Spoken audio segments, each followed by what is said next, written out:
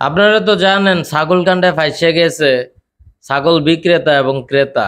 ক্রেতা কেটা? ওই মতিউর সাহেবের ছেলে। সে তো পরিবার লইয়া হাওয়া হয়ে গেছে, বিদেশ চলে গেছে। মতিউর সাহেবও চুলবুল কাইটা চুলবুল পান্ড হয়ে গেছে, বিদেশ চলে গেছে।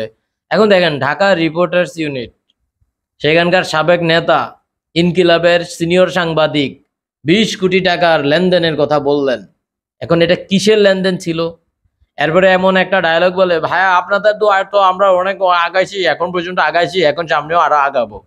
মানে বুঝতে পারছেন এক একজন মটিউর মটিউর সাহেবরে কিভাবে ব্যাকআপ দেয় এসব সাংঘাতিক ভাইয়েরা। বাহ, কি চমৎকার। আর 20 কোটি মাঝে কার জান না নাম কইলো, সালমান সাহ না কে জানে। এটা কি সেই সালমান এফ রহমান নাকি? মানে আমি বুঝলাম না আসলে দেশের আসলে কি হচ্ছে।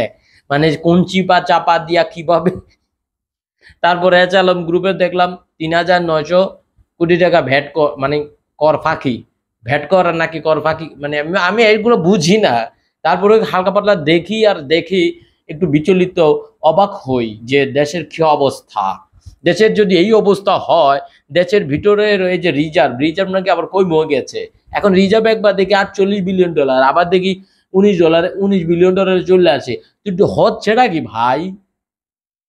আরে দিক দিয়ে আলু পেঁয়াজের দাম বাইরে যাইতেছে। এরা এরা হচ্ছে এগুলা করে করে দেশের বাইরে নিয়ে যায়, আর এদিক দিয়ে দেশের মানুষ আলু পেঁয়াজ না খায় মরতেছে। এগুলো কি হচ্ছেটা কি? কে দেখতেছে? কে?